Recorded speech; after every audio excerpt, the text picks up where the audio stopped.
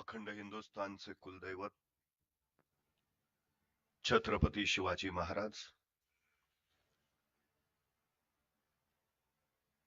वाघांना माणसासारखं जगायला शिकवणारी मी अनेक माणसं बघितली, पण माणसांना वाघासारखं जगायला शिकवणारा मी एकच वाघ बघितला.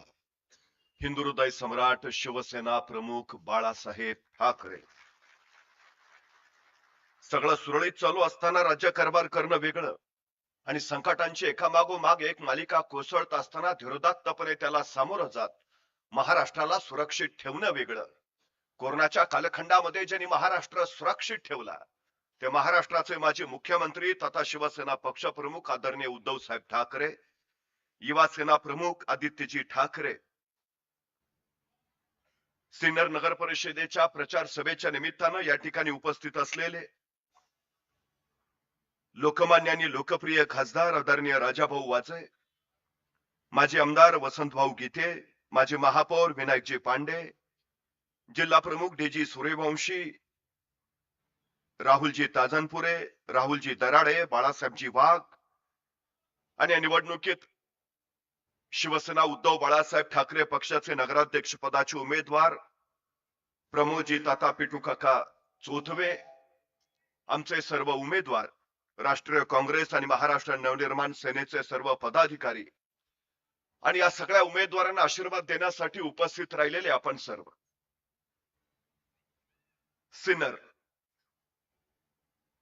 प्राचीन काळचं सिंधीनगर, सिंधीनेर, सेऊलपूर किंवा श्रीनगर, राजा शिंगुनी राव यांनी हे शहर वसवलं. यादव काळातल्या राजा सेऊल चंद्रांची ही राजधानी. त्यांचा मुलगा राजा गोविंदराजनी इथं नागर शैलीतलं गोंदेश्वराचं मंदिर उभारलं. ऐश्वरेश्वराचं मंदिरही इथं आहे. महागणपतीचा आशीर्वाद या भूमीला लाभलाय. शिव आणि सरस्वती या नदीच्या कुशीत वसलेलं हे देखणं शहर 17व्या शतकात सरदार अमृतराव देशमुख यांनी इथल्या नदीवर धरण बांधलं आणि या शहराला मातीची तटबंदी केली. प्राचीन इतिहास असलेला 1860 ची नगरपालिकेची स्थापना असलेलं हे महाराष्ट्रातल्या सर्वात जुन्या नगरपालिकेचं शहर आहे. इथं पाणी पुरवठ्याच्या सोयी आहेत, इथं आरोग्य सुविधा आहेत, इथं शिक्षणाची व्यवस्था आहे, इथं भूमिगत जलनिसारण योजना आहे, मुख्य पेठेमध्ये भूमिगत वीज जोडणी केलेली आहे. ESI मार्फत सगळ्या कामगारांना मोफत आरोग्याच्या सुविधा देणारं 100 कॉटचं हॉस्पिटल इथं उभा राहत आहे. महाराष्ट्रातलं पहिलं वारकरी भवन इथं उभा राहिलंय.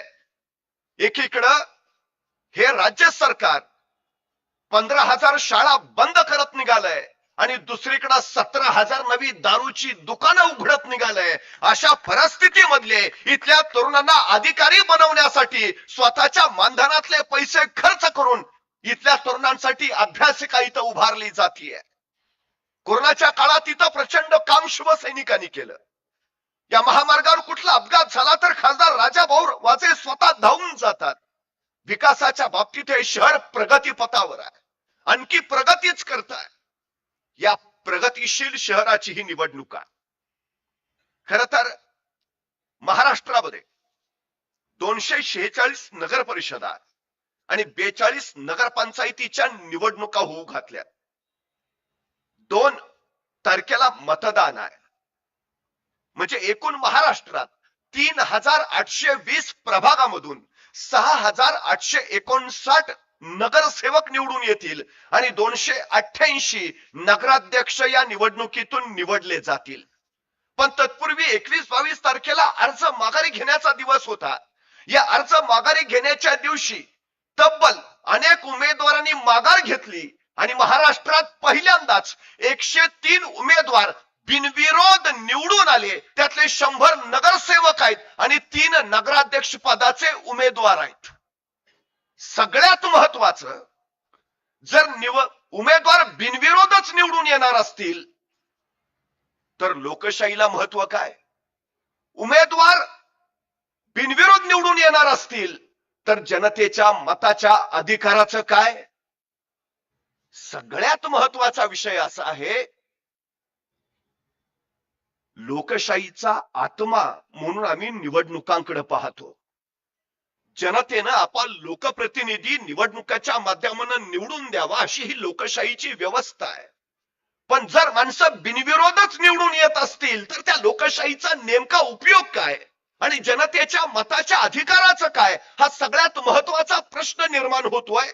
मला महत्वाची गोष्ट तुम्हाला ही सांगायची आहे, हे जे 103 बिनविरोध निवडून आले ते सगळे भाजपचे आहेत, भाजपच्या नेत्यांचे नातेवाईक आहेत. कुणाची पत्नी आहे, कुणाची मुलगी आहे, कुणाचा भाऊ आहे, कुणाची सून आहे. मग हे माघार घेतलेले त्यांनी का माघार घेतली हे मी सांगायची गरज नाही, आणि हे बिनविरोध निवडून आलेले नेमके कसे निवडून आले हेही मी सांगायची गरज नाही. माझा प्रश्न फक्त एवढाच आहे, या 103 उमेदवारांमध्ये सगळे भाजपचे नातेवाईक महाराष्ट्रामध्ये एक तरी सामाजिक कार्यकर्ता बिनविरोध निवडून आलाय का, त्याचं मला एक उदाहरण सांगा. समाजासाठी काम करणारा माणूस बिनविरोध निवडून येत नाही. भाजपचे नातेवाईक निवडून येतात. कशासाठी, का? याच्या पाठीमागं महाराष्ट्राच्या स्थानिक स्वराज्याचं अर्थकारण आपण समजून घेतलं पाहिजे. महाराष्ट्रातल्या 400 स्थानिक स्वराज्य संस्थांसाठी वर्षाला 1,25,000 कोटींचं बजेट आहे. पैकी मुंबई महानगरपालिकेला 57,000 कोटी, पुणे, नाशिक, पिंपरी चिंचवड, ठाणे या महानगरपालिकांसाठी 45,000 कोटी आणि 240 नगर परिषदांसाठी वर्षाला सरासरी 30,000 कोटी. म्हणजे एका नगर परिषदेला वर्षाला 100 ते 500 कोटी रुपये मिळतात. शिवाय केंद्र सरकारकडून, राज्य सरकारकडून ज्या योजना येतात, मग त्यात पंतप्रधान आवास योजना असेल, स्वनिधी योजना असेल, अमृत योजना असेल, जनजीवन मिशन असेल, या योजनेचा सगळा पैसा हा नगरपालिकेच्या मार्फत खर्च करतो. महाराष्ट्राला आतापर्यंत अमृत योजनेमधनं 16,000 कोटी रुपये मिळाले, जलजीवन मिशन मधून 11,000 कोटी मिळाले. म्हणजे या अर्थकारणावर आपली पकड राहावी यासाठी हा सगळा टास आहे. आपले नातेवाईक तिथं का? नगरपालिका आली म्हणजे घनकचरा व्यवस्थापन आलं, नगरपालिका आली म्हणजे पाणी योजना आली, नगरपालिका आली म्हणजे बांधकाम शुल्क आलं, नगरपालिका आली म्हणजे टेंडर आली, नगरपालिका आली म्हणजे पुरवठा आला. मग ठेकेदार आपले हवेत, पुरवठादार आपले हवेत, आणि हा जो केंद्र राज्याकडनं निधी येतो त्याचा ताबा आपल्याकडे हवा, लूट आपल्याच खिशात जायला हवी. हे त्याच्या पाठीमागचं सगळ्यात महत्वाचं कारण आहे. केंद्रात भाजप आहे, राज्यात भाजप आहे, जिल्ह्यात भाजप हवी, त्यांना पंचायत समितीत भाजप हवी आहे, नगरपालिकेत भाजप हवी आहे. ही इतकी सत्ता लोलुपता नेमकी कशासाठी? महाराष्ट्राच्या राजकारणाच्या पुलाखालून गेल्या काही वर्षात प्रचंड पाणी वाहून गेलं. मला असं वाटलं होतं की पूर्वीचा काळ वेगळा होता. पूर्वी मतपत्रिका पळवल्या जायच्या, नंतर मतदान पेट्या पळवल्या जायला लागल्या, नंतर आमदार पळवून न्यायला लागले, आता तर पक्षच पळवून नेत आहेत. सध्या फोडा, झोडा आणि राज्य करा ही राजकारणाची नवी पद्धत महाराष्ट्रात अस्तित्वात आली आहे. आता राज्यात जे सत्तेत आहे ते पक्ष फोडून सत्तेत बसलेली लोक आहेत. मला प्रश्न पडतो, तुम्ही केंद्रात एकत्र आहे, तुम्ही राज्यात एकत्र आहे, मग सिन्नर नगर परिषदेत तुम्ही वेगळे वेगळे काय? तिथं तुम्ही एकत्र का नाही? जे असेल ते सगळं आपल्याकडेच आलं पाहिजे. इथं वाटा नको, वाटेकरी नको. कशासाठी निवडणुका लढतायत? हे तुमचा विकास नक्की कुणी केला? जनतेने आता विचार करायला हवा, जनतेने आता निर्णय घ्यायला हवा. ही सगळ्यात महत्वाची गोष्ट आहे. तुमच्या भागाचा विकास झाला नाही, मी दोष निवडून आलेल्या व्यक्तीला देत नाही, तर दोष असतो त्याला निवडून देणाऱ्या जनतेचा. तुम्ही जर योग्य निवड केली तर तुम्ही तुमच्या विकासाचा प्रवाह निर्माण करत असता, तुम्ही चुकीची निवड केली तर तुमचा विकास तुम्हीच अडवत असता. हे जनतेनं लक्षात घेतलं पाहिजे. आज सिन्नर जे विकसित दिसतंय त्याचं कारण फक्त शिवसेना, उद्धव बाळासाहेब ठाकरे पक्ष आणि त्यांची सत्ता इथं आहे. खासदार राजाभाऊ वाजेंचं नेतृत्व इथं आहे आणि त्यांच्या नेतृत्वाखाली काम करणारे शिवसैनिक इथं आहेत. हे या विकासाचं सगळ्यात महत्वाचं कारण आहे. आता निवडणुकांचा प्रचार सुरू झाला. मला प्रश्न असा पडला, सध्याच्या घडीला महाराष्ट्रात एकही प्रश्न शिल्लक नाही. सध्या महाराष्ट्रात फक्त एकच प्रश्न शिल्लक आहे, नगर परिषदांची सत्ता. मुख्यमंत्री आणि 2 मुख्यमंत्र्यांसहित सगळं सरकार महाराष्ट्रात फिरतंय ते निव्वळ नगर परिषदांचा प्रचार करत. मला प्रश्न असा पडला, सध्या गीते साहेब मोबाईलवरच कामाच्या मंजुऱ्या चालू आहेत. मग तुम्ही आत्ता काम करताय, मग इतके दिवस काय करत होता? म्हणजे निवडणुका आल्या की हमें तुमसे प्यार है, आणि निवडणुका गेल्या की हम आपके है कौन. नेमका प्रकार काय आहे हा? इतके दिवस का नाही आले? आता गरगर गरगर महाराष्ट्रभर फिरतायत. अतिवृष्टी झाली, शेतकरी नाडगळा पिडला, त्याच्या डोळ्यातनं अश्रूचा पाऊस पडला, त्यावेळी शेतकऱ्याचे अश्रू पुसायला हे सरकार आलं नाही. तेव्हा कुठे होता? अतिवृष्टी जाहीर करा, ओला दुष्काळ जाहीर करा, शेतकऱ्यांसाठी काहीतरी करा, कर्जमुक्ती करा. सगळा महाराष्ट्र संगत होता, त्यावेळी तुमच्याकडे निधी नव्हता. आणि आता फोनवर काम मंजूर करायला तुमच्याकडे निधी आहे. शेतकऱ्यांचा विरोध असताना 80,000 कोटीचा शक्तीपीठ महामार्ग तुम्ही निर्माण करताय. 15 लाख कोटीची उद्योगपतींची कर्ज माफ करताय. पण शेतकऱ्यांची कर्ज माफ करायला तुमच्याकडे पैसा नाही. विम्याचे पैसे मिळाले, नुकसान भरपाई मिळाली. आता निवडणुका आल्या की कुठून आलेत पैसे? हे करतो, ते करतो, ते करतो, हे करतो. नुसता घोषणांचा सुकाळ, कृतीचा मात्र दुष्काळ या महायुतीच्या सरकारकडे, हे आपण लक्षात घेतलं पाहिजे. काय परिस्थिती आहे एकूण? नको नको ते प्रश्न उभा करायचे, जनतेचं लक्ष तिकडे केंद्रित करायचं आणि पायाभूत आणि मूलभूत सोयी सुविधांकडे सुकणाई व दुर्लक्ष करायचं, यांची पद्धत आहे. आमच्या ग्रामीण भागात एक गोष्ट सांगितली जाते, काही चोर म्हैस चोरायला जातात. त्यातले 2 चोर पहिल्यांदा म्हैशीच्या गळ्यातली घंटा चोरतात आणि ती घंटा वाजवत पूर्वेकडे निघून जातात, आणि उरलेले 2 चोर ती म्हैस घेऊन पश्चिमेकडे धावतात. नंतर गाव जागा होतं, गावाला कळतं म्हैस पळवलीये, मग गाव घंटेच्या आवाजाच्या मागे पूर्वेकडे पळत जातं आणि चोर म्हैस घेऊन पश्चिमेकडे गायब होतात. सध्या नको त्या विषयाच्या घंटा वाजवायचं काम महाराष्ट्रात चालू आहे. मूलभूत पायाभूत प्रश्न सगळे बाजूला. काय काय सांगितलं होतं यांनी? 15 लाख खात्यावर जमा करतो, झाले.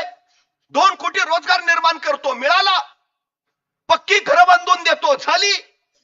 स्मार्ट सिटी निर्माण करतो, झालं. आदर्श गावं तयार करतो, झालं. शेतकऱ्यांना हमी भाव देतो, मिळाला. शेतकऱ्यांची कर्जमुक्ती करतो, केली. काय केलं?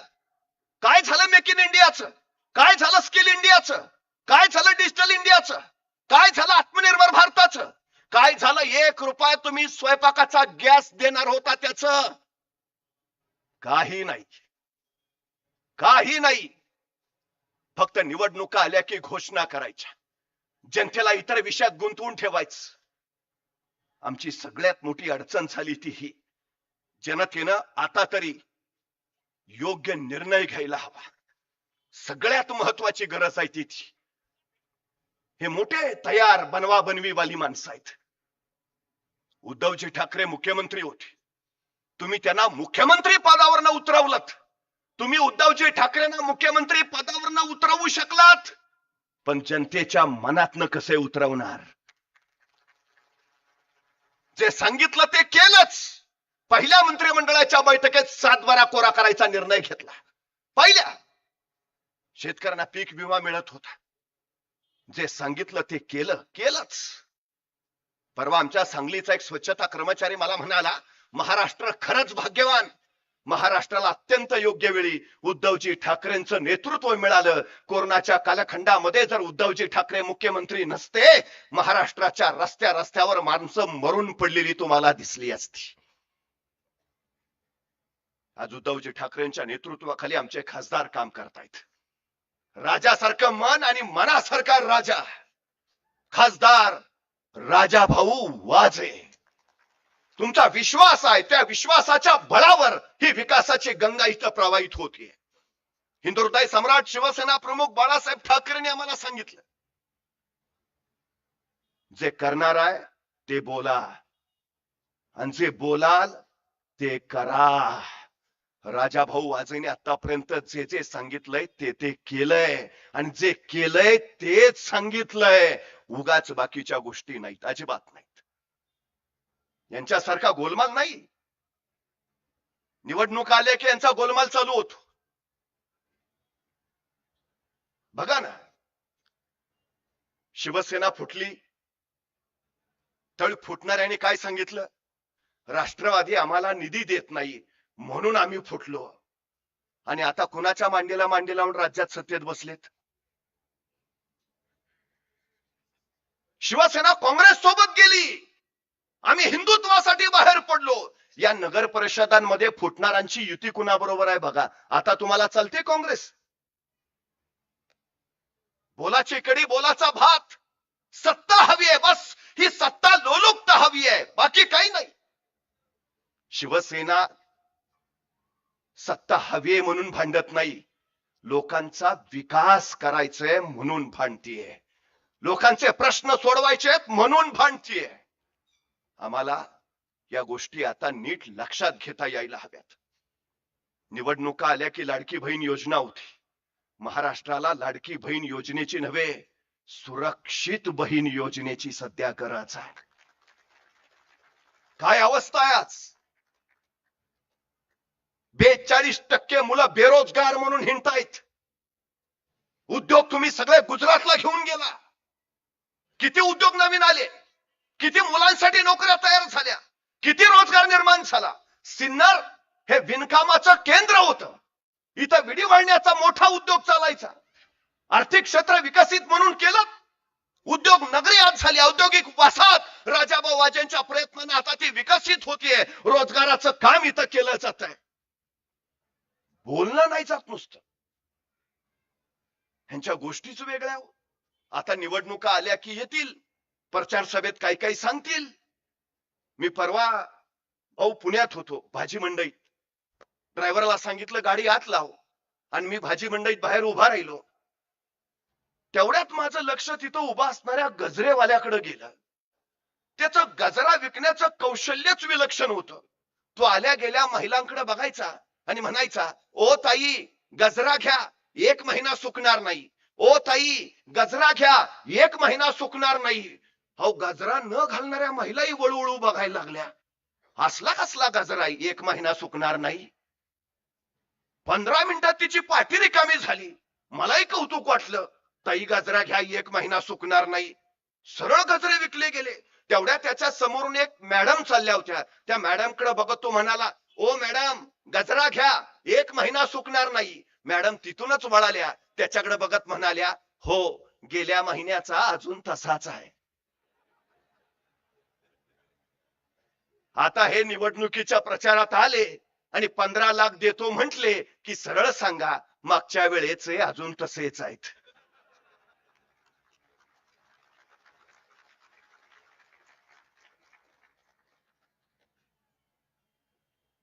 प्रश्न विचारायला हवेत जनतेनं. विकासाचं बोला. स्थानिक स्वराज्य संस्थांच्या निवडणुकाचं सुद्धा सध्या राष्ट्रीयकरण झालंय. अहो, तुम्ही शहराच्या विकासाचं बोला, गावाच्या विकासाचं बोला. ही नगर परिषदांची, नगरपालिकेची निवडणूक आहे त्याचं बोला. तुम्ही राज्याचे, राष्ट्राचे प्रश्न इथं येऊन काय मांडता? आता तर नवीनच पद्धत काढलीये. आमच्या हातात सत्ता दिली तर आम्ही निधी देऊ.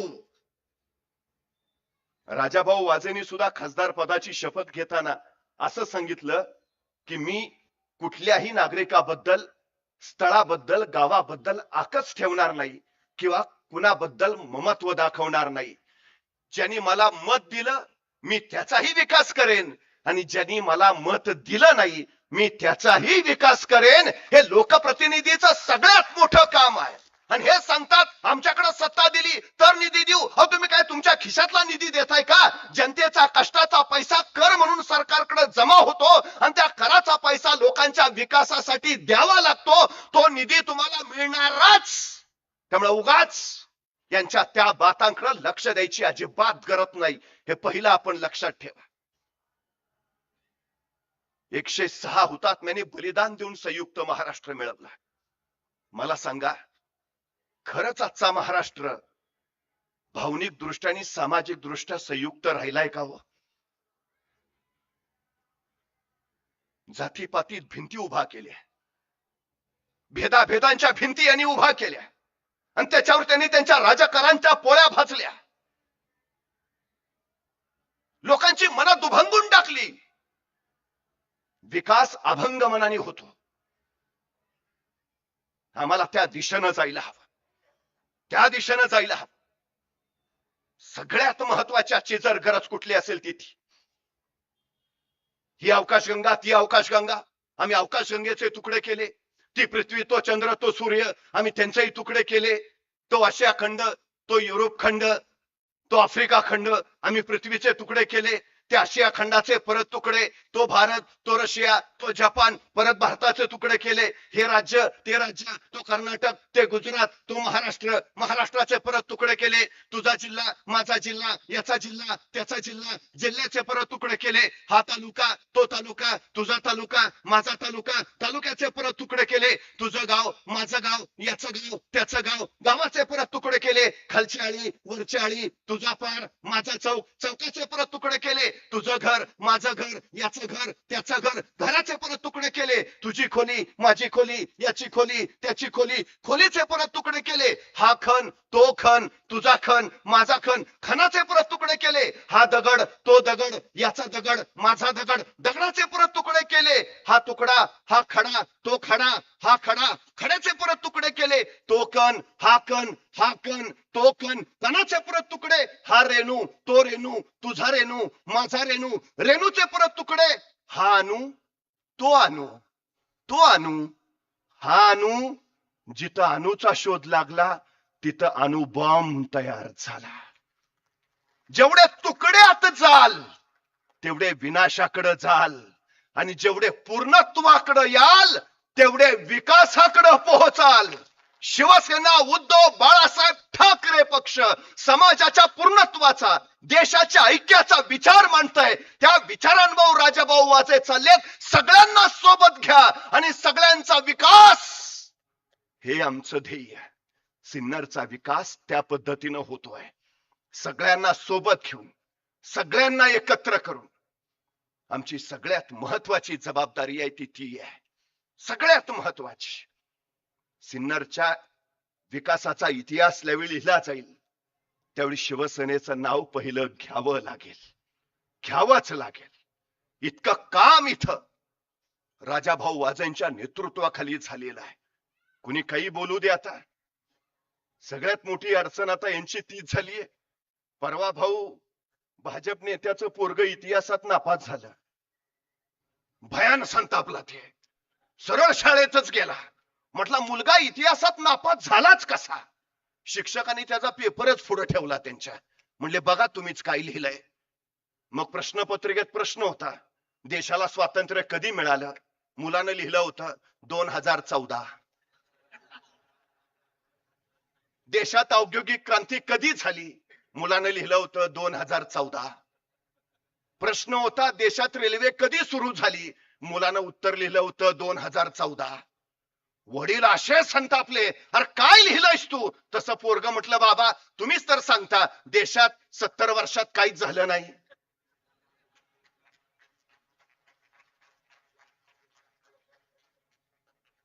काही झालं नाही. 1860 ची नगरपालिका सिन्नरची, येऊन बघा काय काय झालंय आणि कुणी केलंय ते. हा इतिहास आहे इथला, हा इतिहास आहे. विचारपूर्वक निर्णय घ्या.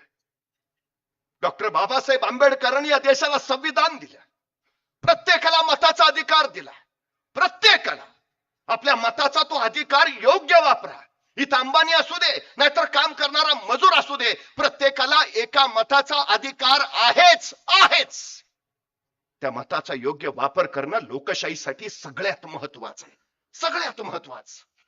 आता 1-2 दिवस राहिलेत, बरेच येतील. इथला भाव निघालाय का?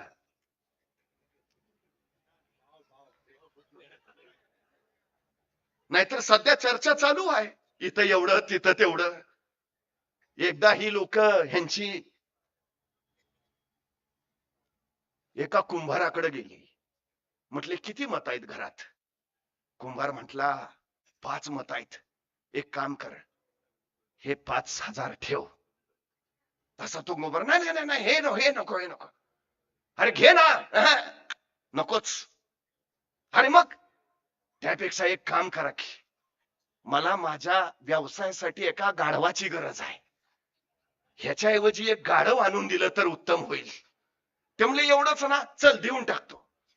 हे गेले गाढव शोधायला. एका ठिकाणी गेले, किंमत सांगितली 30,000. दुसऱ्या ठिकाणी गेले, म्हणले 50,000. तिसऱ्या ठिकाणी जरा चांगलं उत्तम 70,000. हे डोक्याला हातच लावून बसले.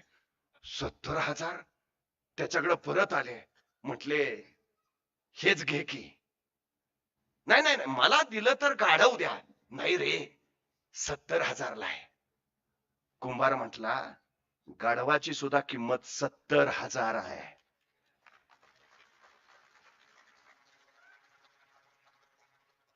डॉक्टर बाबासाहेब आंबेडकरांनी दिलेल्या माझ्या मताची किंमत तुम्ही काय करता? लक्षात ठेवा, जे गोलमाल करून निवडून येतील ते पुढची 5 वर्ष विकासाच्या नावाने फक्त गोलमालच करत राहतील. जे पैसे वाटून निवडून येतील ती पुढची 5 वर्ष वाटलेले पैसे फक्त गोळा करायचाच विचार करतील.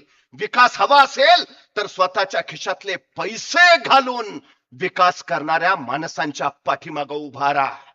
आमच्या शिवसेनेच्या नगराध्यक्ष पदाचे उमेदवार पिटू काका, प्रमोद भाऊ, नगरसेवक म्हणून मिळणारं सगळं मानधन एमपीएससी यूपीएससीच्या पोरांसाठी खर्च करतात.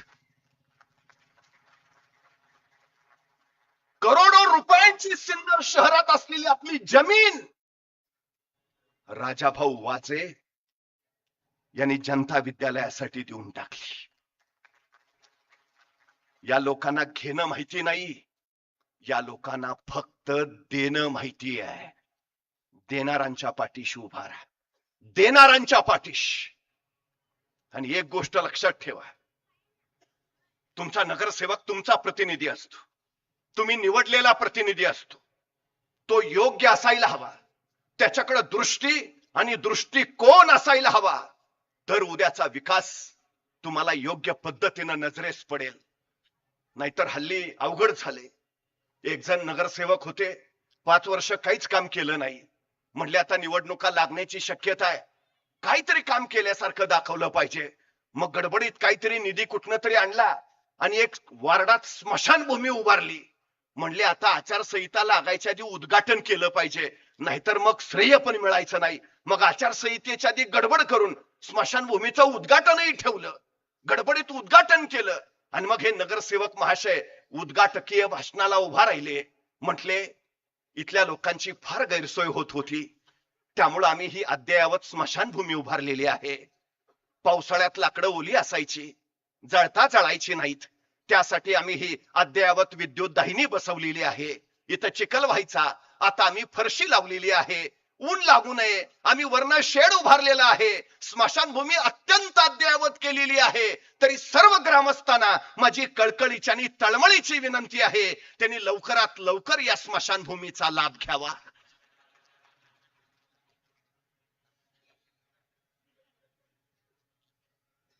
तुम्हाला विकासाकडे नेणारे नगरसेवक हवेत का पोचवणारे नगरसेवक हवेत, हा निर्णय तुमचा आहे. मला खात्री आहे, प्राचीन काळापासून यादव राजांची राजधानी राहिलेलं हे सिन्नर भविष्यात सुद्धा विकासाची राजधानीच राहील. आणि त्याच्यासाठी तुमचा आशीर्वाद शिवसेना उद्धव बाळासाहेब ठाकरे पक्षाच्या उमेदवाराला मिळेल. जर जगायचं असेल खुशाल तर पेटवा आता मशाल. मशालीचं बटन दाबा आणि या सगळ्या उमेदवारांना पण भरभरून मताने विजयी करा. धन्यवाद.